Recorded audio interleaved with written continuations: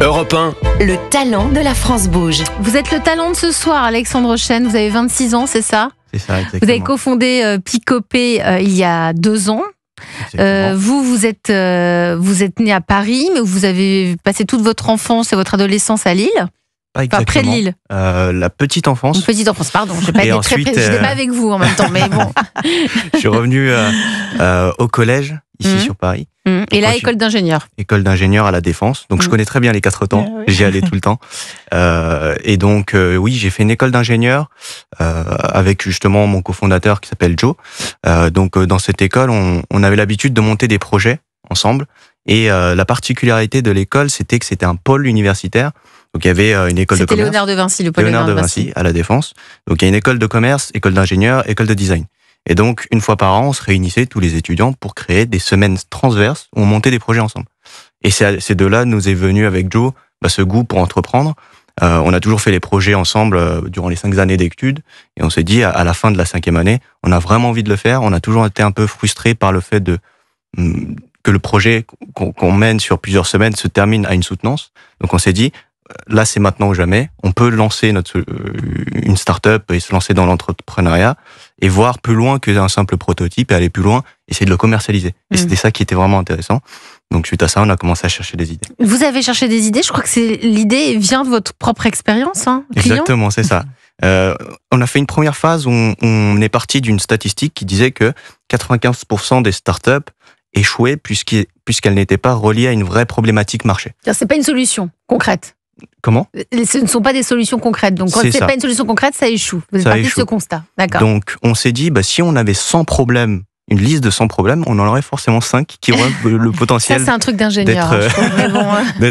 D'avoir une solution. Et donc, avec Joe, on s'est dit, toutes les semaines, on se rencontre pour raconter 5 problèmes qu'on a vécu. Il nous restait 6 mois de stage devant nous. On s'est dit, à la fin, on aura bien une centaine de problématiques. Bien sûr. Et donc, vous avez vécu une expérience ? C'est ça. Dans un centre commercial, je voulais acheter justement. Lequel ? C'était pas un Westfield, c'était celui qui est à côté de chez moi, à Val d'Europe. Et donc, j'étais parti dans un magasin, je vais pas citer le nom, mais en tout cas, je voulais prendre un t-shirt blanc ce jour-là. Et donc je l'ai pris, je l'ai choisi, je suis parti à la caisse. Et quand j'ai vu, il y avait 35-45 minutes d'attente, je pense. Je l'ai reposé et je suis parti. Et en sortant du magasin, c'est là que ça m'a fait tilt. Vous avez dit, j'ai mon idée de start-up. Pas l'idée, mais le problème. Je me suis dit, là, ce problème-là, c'est un problème qui est double. Mais c'est récurrent en plus. On a tous eu ce problème. C'est récurrent et les marques en sont complètement conscientes.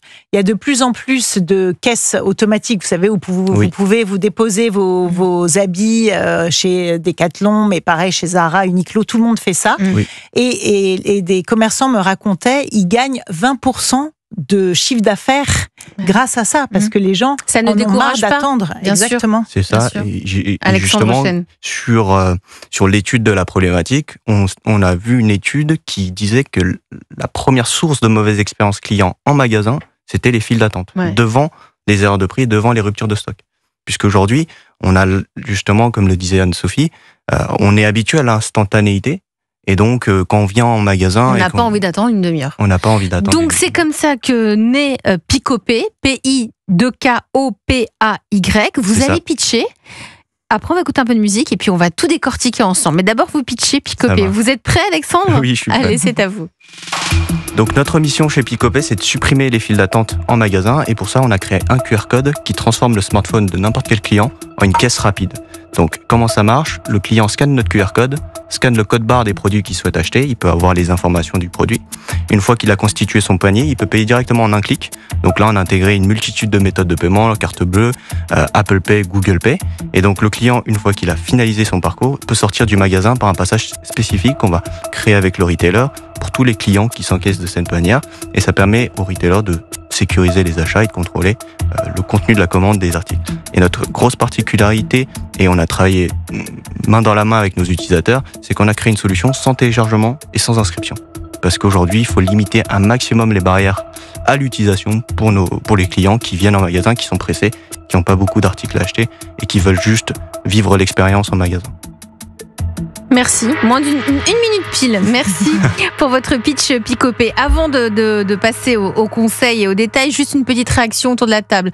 Allez, Anne-Sophie Sancerre, vous êtes la patronne du groupe Westfield. Votre première réaction au pitch et à l'idée de cette entreprise, de cette start-up? J'adore, c'est super. Effectivement, beaucoup de commerçants perdent du chiffre d'affaires parce que les gens abandonnent leurs produits, se disent j'achèterai en ligne derrière et finalement n'achètent pas. Exactement. Donc c'est vraiment un moyen de fluidifier et d'augmenter le chiffre d'affaires des commerçants tout en améliorant l'expérience client. Donc il coche toutes les cases. Jérôme, exactement. Vous avez dit tout à l'heure dans le sommaire, Jérôme Giacomoni, vous êtes le coach de ce soir, que c'était bluffant. Je reprends vos mots.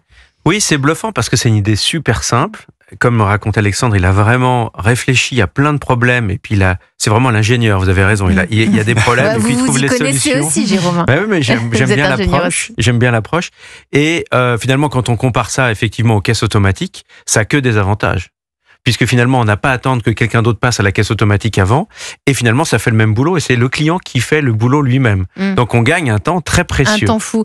Mais ça signifie que, par exemple, si on prend moi, j'achète un t-shirt blanc, il y a 35 minutes de file d'attente, c'est sur mon téléphone, je télécharge Picopé. Justement, le gros avantage, c'est qu'il n'y a pas de téléchargement. Donc, avec la caméra du téléphone, on scanne le QR code, et on peut commencer l'expérience. Mais comment l'argent, il arrive où? Enfin, ils ont un lien avec le magasin? Vos clients, c'est les magasins? C'est ça. C'est notre travail. On fait toute la connexion informatique derrière. Donc, côté retailer, il faut le voir vraiment comme une caisse supplémentaire en plus dans leur système. Mais par contre, cette caisse-là, c'est l'équivalent de tous les smartphones qui sont présents dans le magasin. Comment c'est accueilli, là, en 2 ans? Comment c'est accueilli de la part Très bien, justement, comme le disait Anne-Sophie, on a constaté une augmentation du chiffre d'affaires sur des pics d'activité. Aujourd'hui, nous, on s'est focalisé un petit peu plus sur la grande distribution, donc dans des supermarchés. Pourquoi? Parce que ils ont une problématique de pic d'activité le midi et en fin de journée. Mais où je scanne et je pose mes affaires en supermarché quand j'ai juste mon téléphone pour payer? Comment?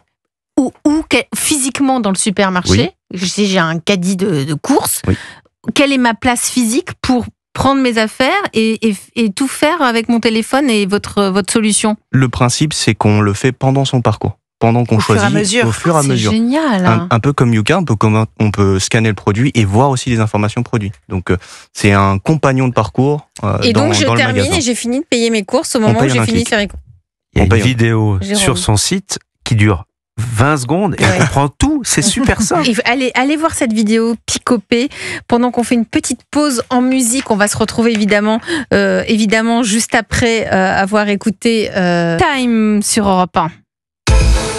Europe 1, 21h, 22h. Elisabeth Assayag.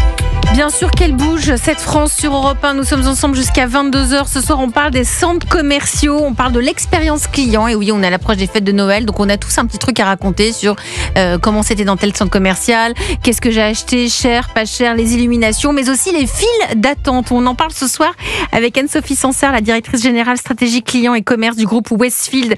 Westfield, ce sont des centres commerciaux comme La Défense, Carré Sénart, Parly 2, Rosny 2, Vélizy 2. Voilà, je vous laisse terminer parce qu'il y en a plein, il y en a 70 en tout. La Pardieu, on en a 70 dans le monde, donc 17 en France. Donc 17 en France avec un chiffre d'affaires qui augmente cette année et beaucoup plus de fréquentation, plus 5% de fréquentation. On est à des retours supérieurs à 2019 et c'est une bonne nouvelle. Pourquoi?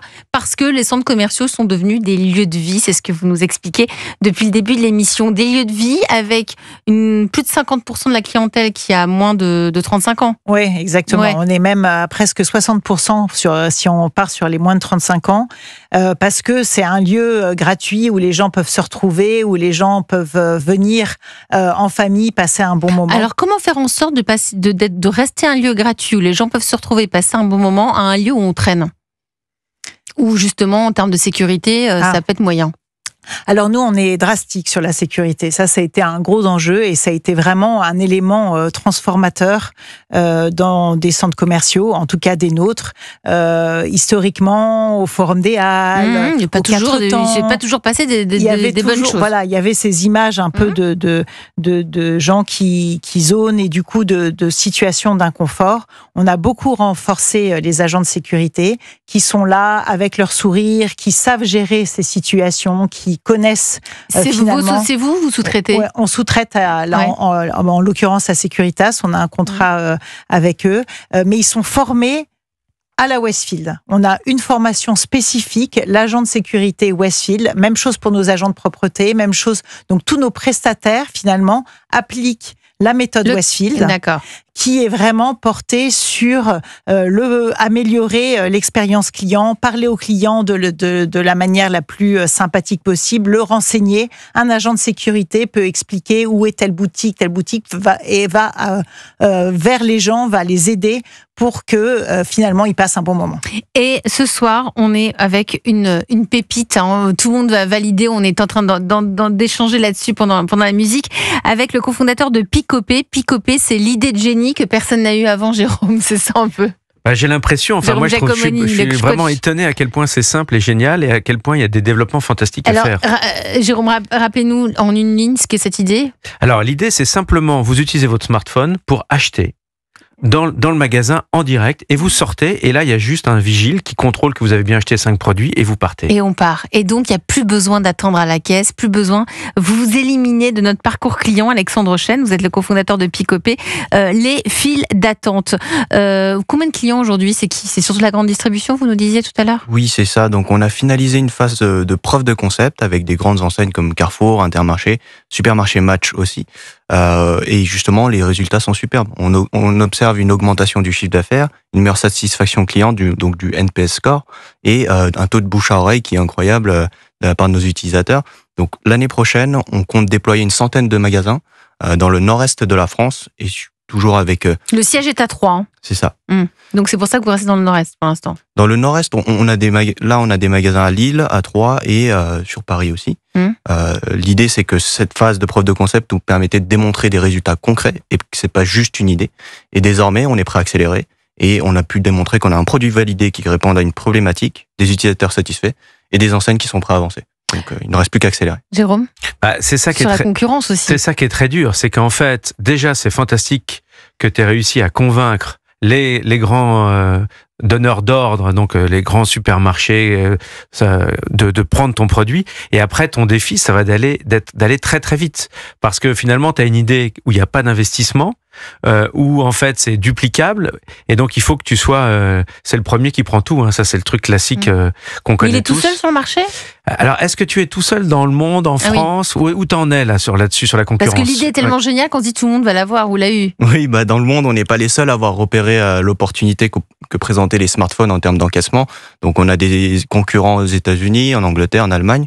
Mais en France, on est les seuls capables à démontrer avec un QR code de faire plus de 100-200 tickets en 1 heure. Et donc, justement, on a un boulevard entre guillemets devant nous. Il ne reste plus qu'à accélérer. Donc, il faut qu'il accélérer, ça c'est le maître mot. Il faut qu'il aille hyper vite. La clé, c'est aller super vite, d'essayer d'avoir des contrats avec les grands donneurs d'ordre pour avoir une sorte d'exclusivité, pour pas tout de suite être mis en concurrence. Et après, tout de suite de développer ton produit, c'est-à-dire qu'on imagine qu'une fois qu'on met le QR code, là le smartphone vous dit si vous achetez une deuxième boîte, vous avez moins 1 euro. Puis c'est parti, il y a plein de choses à faire dans tout le développement. On imagine tout ce que tu peux faire une fois que tu as transformé ton smartphone en outil d'achat. Donc il pourra aller sur les parcs d'attraction, par exemple, Jérôme. Je l'attends avec impatience. Non mais c'est vrai. Non, mais vous pouvez lui ouvrir son votre carnet d'adresse là-dessus. Bien sûr, il faut que tu ailles voir les parcs d'attraction parce que là tu es dans un endroit clos. Oui. Et puis c'est pas uniquement effectivement les achats de produits boutiques, mais moi je pense par exemple nous dans les parcs d'attraction on a des self-service. Donc on choisit des plats. Et combien de fois on fait les files d'attente dans les parcs d'attraction? On met une demi-heure pour s'acheter une frite. La plus grosse erreur que j'ai faite, moi, quand j'ai ouvert le parc, c'est que j'avais fait un service à table. Il faut surtout pas. Donc, on a mis le self-service, mais le self-service, il y a encore le sujet de la caisse. Mais et là, avec toi, tu cliques. Ou dans les festivals aussi. Et dans les festivals. Mais il y a plein de choses à faire. Et puis, nous, évidemment, dans les centres commerciaux, te faire rencontrer nos commerçants pour que tu sois mis en avant pour pouvoir payer dans toutes les boutiques. Avec plaisir. Et justement, on a des partenariats avec des logiciels de caisse comme Cegid et qui nous permettent, comme ça, d'activer Picopé dans les magasins qui utilise ce logiciel-là. Bon, Alexandre, vous allez repartir avec plein de contrats, là. Oui, j'ai l'impression. Regardez à quelle vitesse on est passé des cartes de crédit physiques au téléphone. Combien de fois on sort qu'avec le téléphone tout seul? Pareil. Un truc comme ce que fait Alexandre, demain tout le monde dira oui, c'est évident. Pourquoi il y a encore des caisses? Ça n'a aucun sens. Vous reviendrez nous en parler en tout cas, Alexandre Chêne, cofondateur de Picopé. Tout est évident ce soir. La solution, elle est là. Donc vous avez un grand avenir devant vous.